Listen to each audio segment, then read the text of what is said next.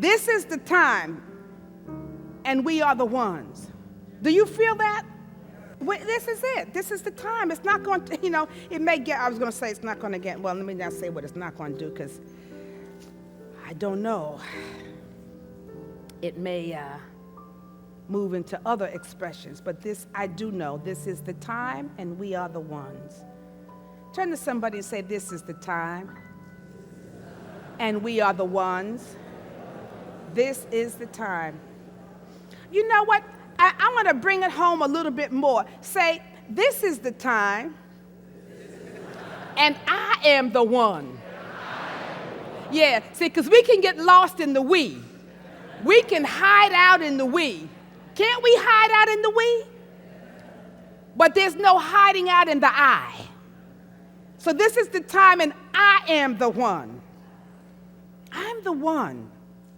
It's a powerful, powerful thought. I am the one.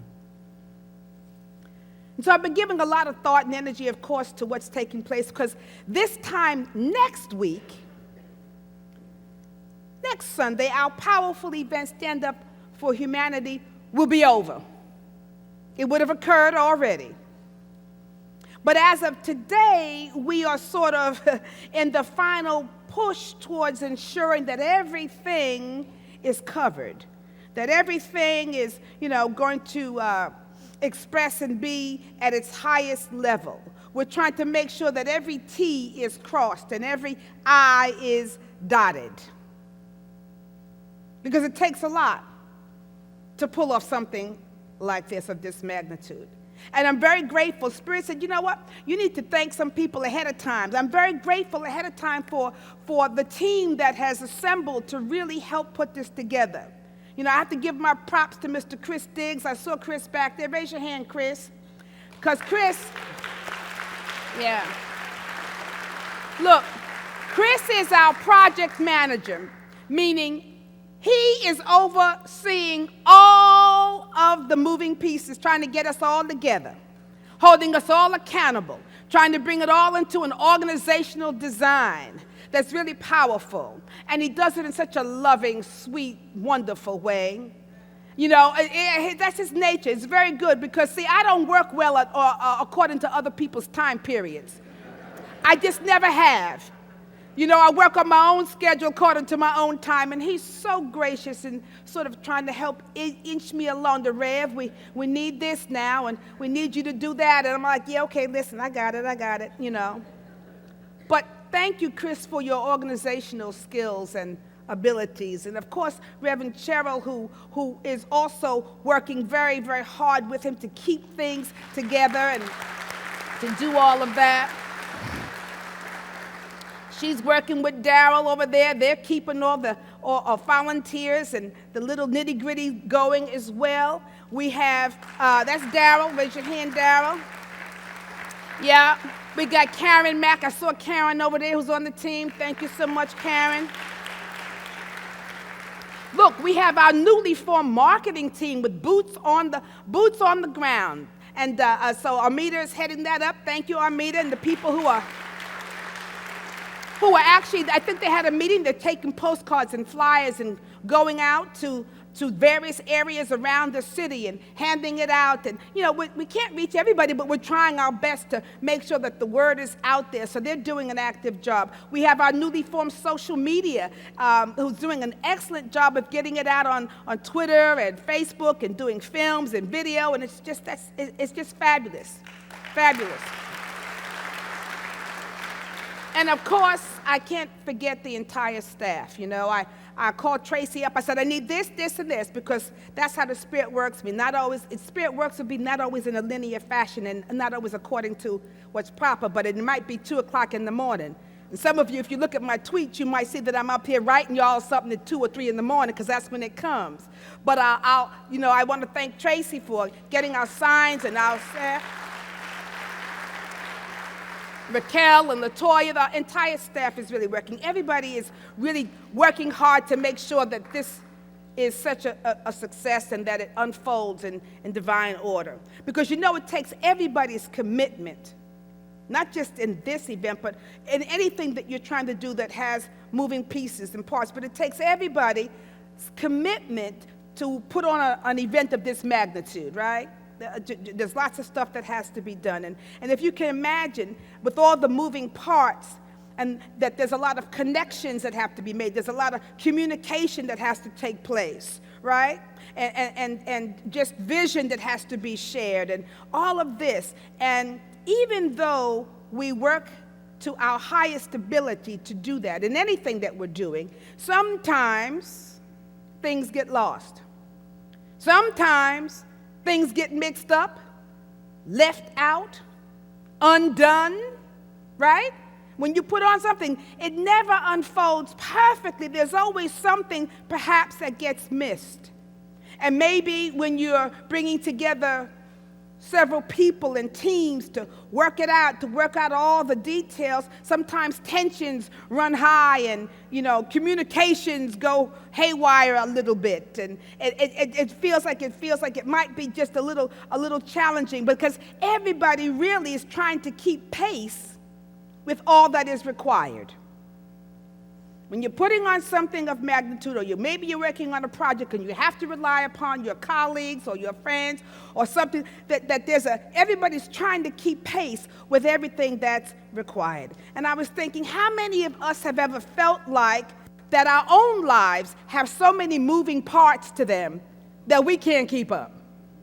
That there's so much going on in our lives, that there are things that must get done, that have to get done.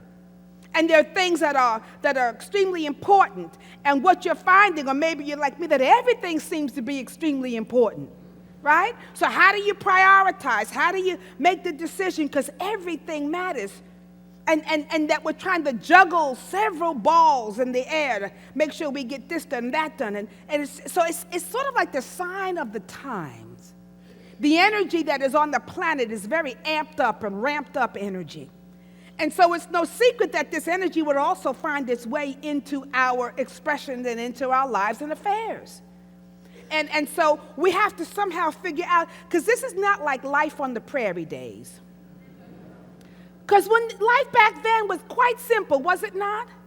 You didn't have television. You had to get up and feed the cattle and make sure that, the chickens and everybody had what they need. And you might have been up at the crack of dawn.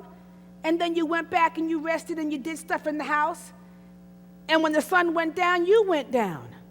You relaxed and you let go. It was not this pace of constant energy and constant movement. And all of this, I believe, is having an effect on our energetic field, our magnetic fields of resonance. So we're all feeling it. And we all could be a little off because there's so much going on, so many things to have to juggle. Life feels very complex. I mean, I'm thinking about even the little kids. They have complex lives. Mama got on Tuesday, they got to go to gymnastics. On Wednesday, they go over to soccer. And on Thursday, they got a play date with Johnny and Sue. And on Friday and Saturday. And, these kids, we didn't have that kind of schedule. It was get up, go outside, find something, get a ball, a bat, stick, and go play. Right? We didn't have this regimented and scheduled time and activity. When the sun went down, you went home. Right? When the street lights were out, you just went. If you weren't home, you at least better be in front of the house. It's so complex, and it can be overwhelming, and things can feel out of balance and rushed, and maybe even a little bit chaotic. And so if this is the energy that we might be feeling at this time, and we know that we can't stop the world and get off, so what is it that we can do? What can we do to be able to handle all this? And for me, it begins with awareness. See, it used to take me a while and a lot of angst and a lot of internal conflict and trauma and whatever for me to realize that my life was out of kilter, that something was amiss. I didn't get it easily, and so I would be knee-deep into a situation before I realized, something is not quite right here. But as I have grown, I'm recognizing that I can read the signs a little quicker. I'm getting to the point where I can understand, wait a minute, Sylvia, you are out of alignment or you're off balance, something's not working. And I always say to people, my first sign is when I feel like I want to run away, then I know, it's time for me to get away, right? Because when I feel like I just, done, had it, enough. But I'm recognizing, these are signals that when I have all these outer signals, and it could be that my outer life is feeling chaotic, or maybe I'm having conflict, or maybe things are a mess, or whether it's in my house or my office or my connections and my relationships, I'm recognizing that that is a signal. When the outer life begins to show me that something is messy, that's my signal that somehow my inner life needs some attention and it needs some adjusting. That perhaps my perspective is off, or maybe I'm missing some signals that the universe has been sending me. See, the universe is always sending us messages. And sometimes if we're hard-headed, we don't get the message quite easily.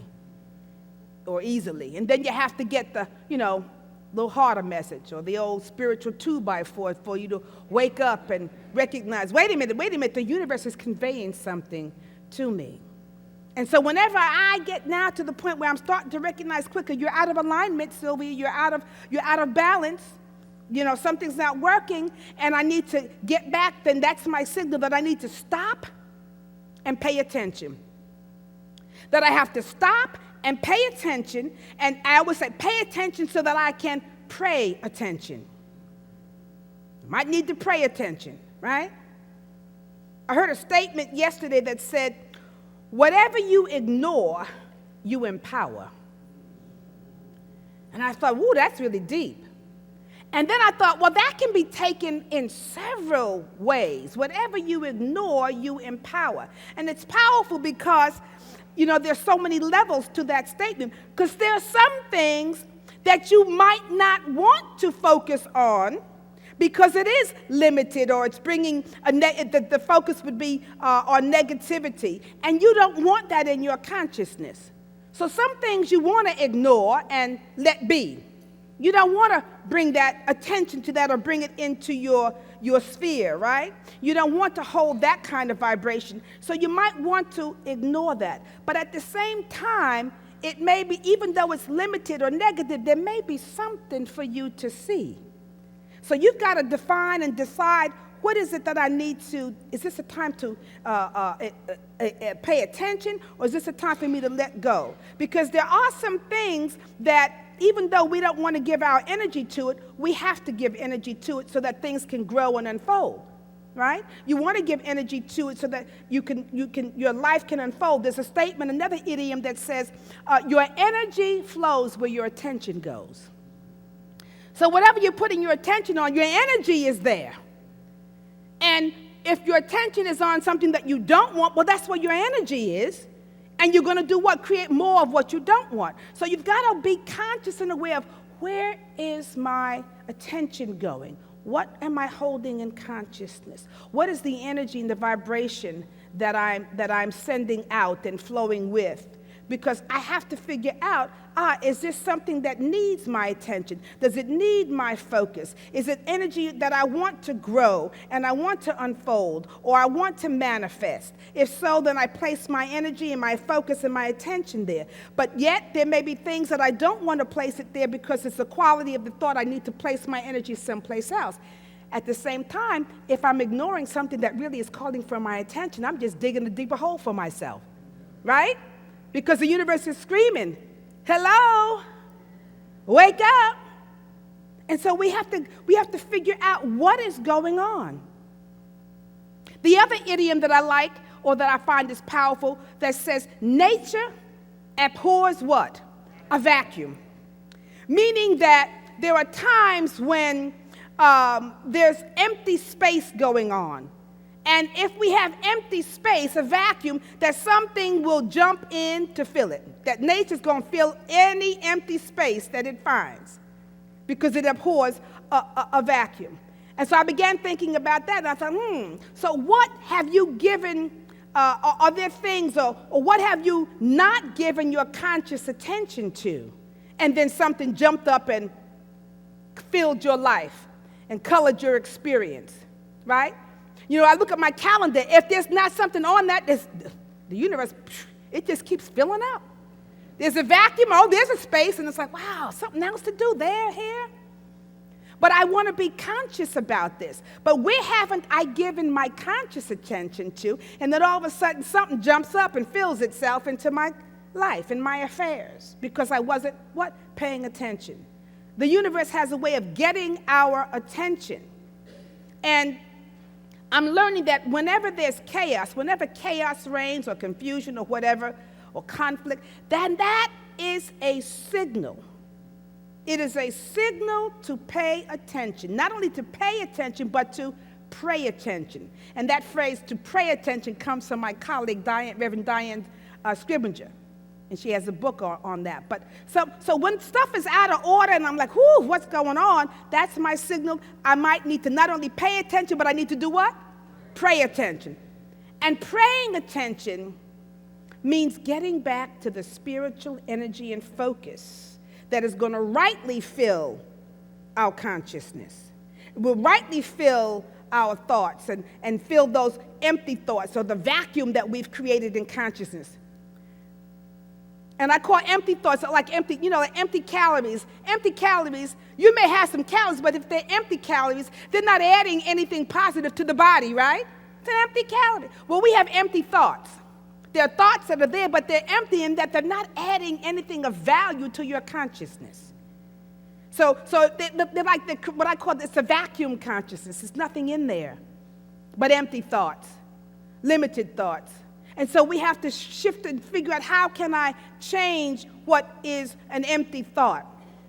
And what do I need to do? What do I want to jump into my consciousness or to jump into my experience? So, example, let's say you have some kind of challenge going on, and maybe it's a challenge with your relationships or a challenge with human dynamics and human interactions and human behaviors. And let's just put it this way. If there's an action between you and another, there's going to be something that has to be worked out at some point. Right? That's just the way it goes. But when we're not conscious of it, there's a lot of activity and actions that take place. And so now what conscious forethought do you want to bring to that energy, into that interaction? And so if there's something that's not working, it might be your signal that you want to bring and return to a higher consciousness, as we say, a higher force. I might need to bring in some love, return to love. I might need to bring in the return to forgiveness. I might bring understanding. I might bring light. Something is needed. So I might say, what is it needed? Light, love, consciousness, awareness, connection, whatever it is. But I've got to bring conscious forethought to it so that I'm not holding empty vibrations, but positive, powerful thoughts that can transform my situation. Or maybe you're experiencing something in the physical realm. You're having a health challenge or something's not working out here in the physical stuff, and you've got to figure out, what do I need to bring my attention to? Maybe I need to bring attention to if the building is crying out for attention. We've got to continue to get the roof done or this done or whatever. Whatever it is that needs our attention will show itself. Have you noticed that? Whatever needs your attention is going to show itself in your life. It's going to show up. The point is whether or not we're going to catch the signal, or whether we're present to that. So the point is that whatever's not working, whatever's happening in your life that maybe seems to be out of order, or in our society, this feels like this is out of order. But it's a clue. It's a clue that we need to return to something. We return to higher truth, return to the energy of the divine, return to a higher consciousness, return to God, return to love, return to vision, return to purpose, return to whatever it is that we're trying to manifest, because the universe is communicating. You remember the joke, we've told this several times from church, when there was a big flood and the person, was somebody came by in a rowboat, and the person was on the porch, and they were like, you better get in the rowboat and we'll take you to safety. And the person was like, no, God's going to save me. I got faith. So the rowboat goes away and the water rises a little higher. And now it's on the first floor, and a fire truck manages to get through, and they, come on, we can get on here, get on the fire truck. We'll take you to say, no, God's going to save me. I got faith. All right, rises up a little high, now you're on the roof. All right, and then they send what? A helicopter. Helicopter says, come on, grab the rope and we'll pull you up. You're like, no, I got faith. My God's going to save me, right? And the water rises above the roof and you end up drowning. You get to heaven and you're standing face to face with God and you said, you know what, God? I was such a faithful servant. I was a good, true student. I did everything correctly. I knew that you had faith you were going to save me. Why didn't you save me? And we know the answer. God said, look, I sent you a rowboat. I sent you a fire truck. I sent you a helicopter. Right? The signals are all there. But we don't always get it. And so this is a time where we have to be awakened, enlightened, vigilant, on purpose, on point. What is ours to do? What has happened? What is my life calling for right now? What are the situations and the circumstances and the conditions of my consciousness? What have I drawn to me? Where is it where are my growing edges? And remember, whatever your interactions, it's all about you. You know, somebody says sometimes, well, you're always making it about you, because it's always about us. It's always about you. Even when it's about the other person, it's still about you. How you're going to respond. What part you played. Even if you think you did nothing, it's all on them. Your reaction, your connection, your thoughts, your feelings, that's yours. And so we have to begin to look, what are we being asked to return to? And thank God we have some tools. We have the tools that can help bring us into alignment.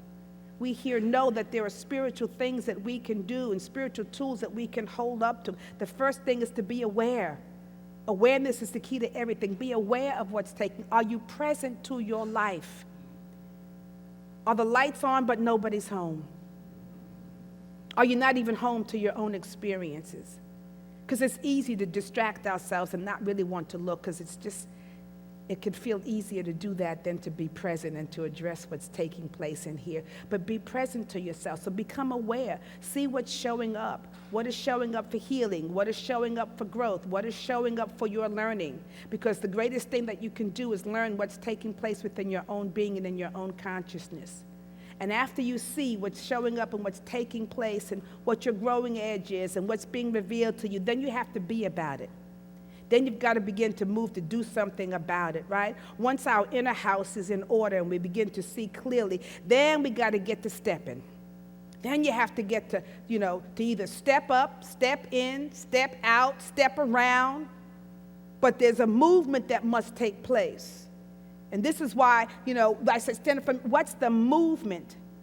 The reason why I think some of us feel so energetically heavy, because we don't know what to do with this energy. And we need to start moving it towards something good, moving it towards something powerful, moving it towards something purposeful. What can we do? We're going to do the shift in consciousness. You must begin within. That's the law. We're starting within, but then after we do within, what is this? What are we taking out into the world? What shall we do? How are we going to step in? How are we going to step up? How are we going to step around? Because some things you're going to have to get around. All right, everybody ain't going to move out your way. You're going to have some obstacles. You're going to have to know how to get around that. Don't just say, oh, look at this big boulder in my path. Oh, can't do nothing. Get around it. Sometimes you got to over, under, and you might even have to go through. If you're powerful enough, just go on through. Whatever it is, there's an energy and a force that must be expressed and unleashed. We begin within, we get in alignment, we put our house in order, we see what's being called for, we acknowledge it, and then we begin to move. And if you can't see what your life is showing you, then sit down and ask Spirit to reveal it to you. You know, if you can't see that something is amiss in your own life, then ask the Spirit to reveal it to you. And so when the helicopter comes and the boat comes and see it, receive it, and move with it and through it. Be about it. Be in that flow of life. You can bring divine order into chaos, because order is the first creation of God. It's an order. Everything unfolds in divine order. And the thing about divine order, I want you to understand that when you're in this flow, life doesn't always move in a straight line. And the flow is not going to always be direct. Sometimes you get redirected. And you got to be vigilant. Remember I said last week, you can't push when the door says pull, and you don't want to pull when the door says push. You got to be vigilant, okay? So it's not going to go, and things don't always, I'm left brain. I like things to go in order. Sometimes the right brain stuff gets on my nerve. Because it's all, you know what I mean? It's clear to the right brain people because it's like in a gestalt. It's not in a straight line. Sometimes life will not move in a straight line. Things are not going to unfold exactly like you think or plan. You've got to be able to be flexible and move with it, because then you can be in alignment. And the thing that helps us to be flexible is to become centered and present to the divine flow within, to the energy within you, so that you'll know, is the direction to move left or right, or should I let this go, or should I push through this, or what is mine to do? Am I up or am I down? Is it a curve here? Do I have to go with the curve, or do I need to keep doing this? But you'll only know that as you become centered and connected to the divine presence within you. Go within first. That's our tool, within, out. And once we're able to be present to the divine and present to the situations and see what's called forth in this moment, then we're able to just go with the flow, wherever that may lead us. We can hear the direction. We can hear the still small voice. It says, walk this way, do this, let that go, bring this to you, release, step up, pull back. Whatever it is, then you begin to be in this wonderful flow. That's the rise and the fall, the rise and the fall. And you start what? When I'm rising and fall, what am I doing? I'm riding the waves of life. See? I'm going with the flow. I'm going with the tide. All right. Whatever that is. This is our process. And in that process, we can bring peace in the midst of turmoil. We can bring presence and order in the midst of chaos. We don't mind that it's swirling all about. Don't get hung up on that. You're being guided and directed. But we've got to keep returning to love, returning to light, returning to truth, returning to spirit. We've got to fill the vacuum of consciousness, of empty thoughts, with the truth, with our awareness, with love and light and all of the things of the divine. We've got to pray attention. Pray attention. Namaste and blessings. Blessings. Blessings. Blessings.